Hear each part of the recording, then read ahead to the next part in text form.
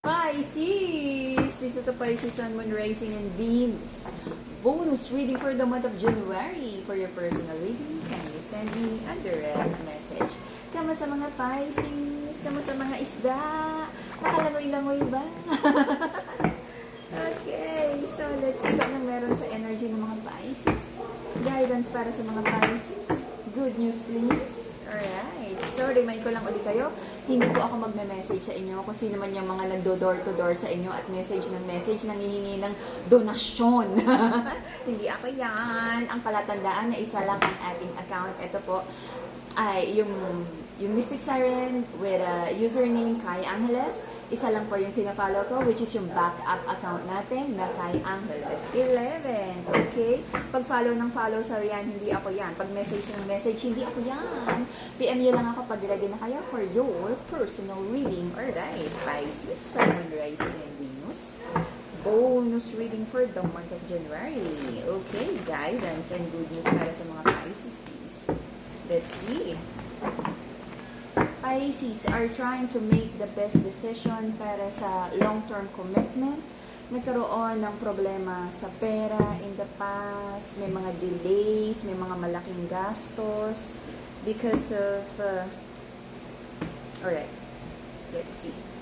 May isang situation sa buhay mo na nag-decide ka na hindi ito tapos. Dumarami kang doubts kung kaya pa bang ayusin, but para sa'yo is hindi to tapos. Okay? May mga plano ka pa. Nagkaroon ng malaking transformation sa buhay mo, mga lessons, mga pinagdaanan, not just a relationship, but I feel pati pera. Nagkaroon ng mga business deals, mga toxicity sa trabaho na nakaapekto sa blessings mo. Okay? Mga bad juju. Magbaon ka ng holy water, tapos pagtimplahan mo ng kape, ganon. Para umasas naman yung mga, umalis. Yung mga bad energy dyan sa mga nakakasama mo sa trabaho. Okay? May nakakasama kang sabihin natin, nakaka-drag down ng energy ng swerte mo. Sabihin na natin, diretsoy natin, malas. May dalang malas. Alright? There's an energy of the Queen of Cups. The feminine here is trying to pull back yung mga energy ng pagmamahal at pagtitiwala. Because sabi niya yung masculine ay hindi reliable, hindi mapagkatiwalaan, may mga dishonesty, may mga nabibreak na promises. Sabi ng masculine, gusto ulit niyang kausapin yung feminine. Natatakot na siyang kausapin yung feminine or nagdadalawang isip siya kasi aware siya dun sa mga sabi niyang harvest time, mga pangako, mga good outcome na hindi naman niya naibigay. So right now, the masculine in this connection is trying to step back. Sabi niya, ang dami din niyang burden, ang dami din niyang iniisip, but nag-step up naman siya dun sa leadership energy niya na sabi niya is, kaya niya to. Okay? Trying to avoid conflict, ang feminine sa connection na to, isang babae sa trabaho na sabi niya is, kapit lang siya, avoiding conflict muna sa energy kasi for now, may mga kailangan siyang tiisin because of pera. Okay? Is there a feminine here na parang nag-i-stay sa relationship kasi walang financial capacity for now? Okay? So I feel, may mga kailangang i-prioritize para hindi naman nagtitiis ang feminine sa isang situation just because of money. Diba? So, there's an energy of the Empress here. Sabi niya is nagpaplano siya ng maganda. Empress is the energy of wife, mommy energy, baby mama energy. Sabi niya is gusto niyang magkaroon ng, alam niyang naapektuhan, kung may anak sa energy na to, sa pagsasama na to, alam niyang naapektuhan yung mga bata at nagpaplano siya ng future. Sabi niya is, anak, temporary lang to, kapit lang, pasensya na, ito lang ang kaya ni mama. Okay? So,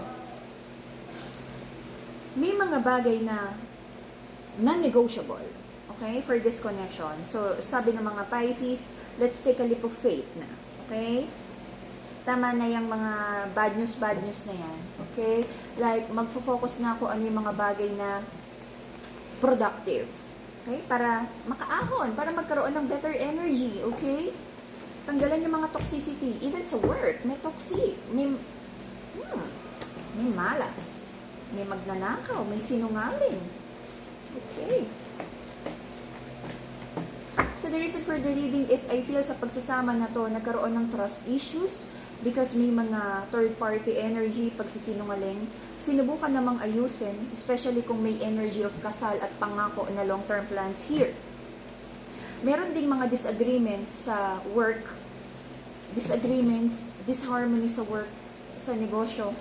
Because may magnanakaw na maaring may mga legal case na nga or dinala sa HR, something like that. Parang may mga penalties or legal whatever, actions na kailangan gawin. Okay? Kung nagkaroon ng problema sa pagsasama, kung may kasal na involved, I feel for some of you may nag-uusap na rin tungkol sa annulment. Okay? So, recent past, nagkaroon ng mga disagreements sa partnership ng mga Pisces. Disagreements. Marami ng doubts, trust issues. Hindi na alam kung kaya pang ayusin ang partnership na to. So I feel yung mga Pisces nag-focus na lang sa financial stability. Meron kang prayers and manifestations na sana lahat ng hard work mo ay like masuklian ng tadhana, mabigyan ng magandang blessings. Papagod ka na rin. Meron kang ina-achieve na financial stability para makapag-retire ka rin ng maaga. Okay? Like the amount na you feel enough for you to live comfortably or magkaroon ng passive income na. Gusto mo na rin mag-move forward na maayos or kung business man to maging dire-diretso na or kung meron kang like napapagod ka na sa trabaho mo, gusto mo nang lumipat mag-move forward, mag-travel, okay? So, Pisces, andito yung very dreamy energy mo.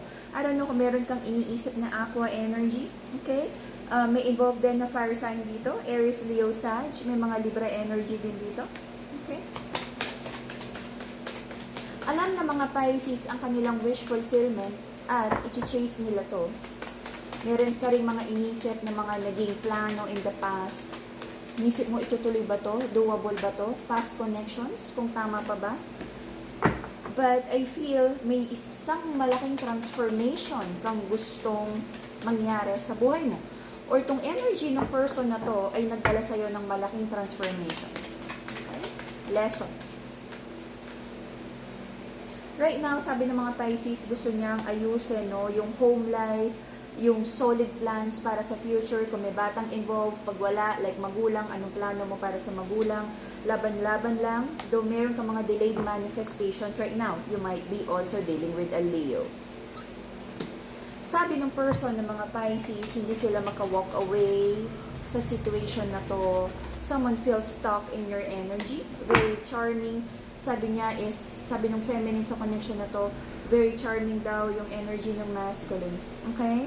And your person, Pisces, you're also dealing, parang may energy ng isang person sa paligid mo na nakakabawi na siya sa financial loss.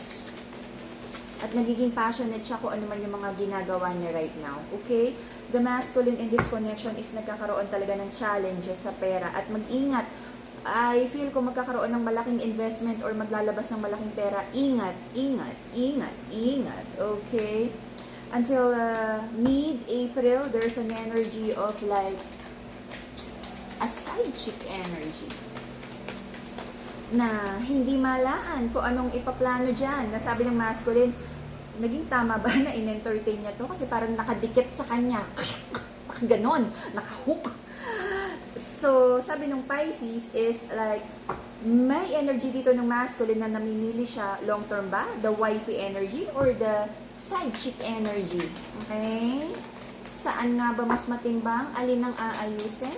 To balance your emotions, to heal your heart chakra, Madagascar Rose Quartz, to ground your emotions, and to protect yourself from bad energies, Madagascar Black Tourmaline. Okay? I feel until mid-April magkakaroon ng malaking decision. Sino nga ba? Si Aida o si Lorna o si Fez? So, this is a big decision. And natatakot ang mga Pisces na baka kung ano man yung maging decision ay sablay o lapse. Kaya natatakot siya na magmadali. And I feel pipiliin ng mga Pisces ang traditional relationship that would lead to kasal, long-term companionship. Alright? To have mental clarity and connection with the divine, amethyst. I pray na makagawa ka ng tamang decision para sa'yo, Pisces. And that will be your reading.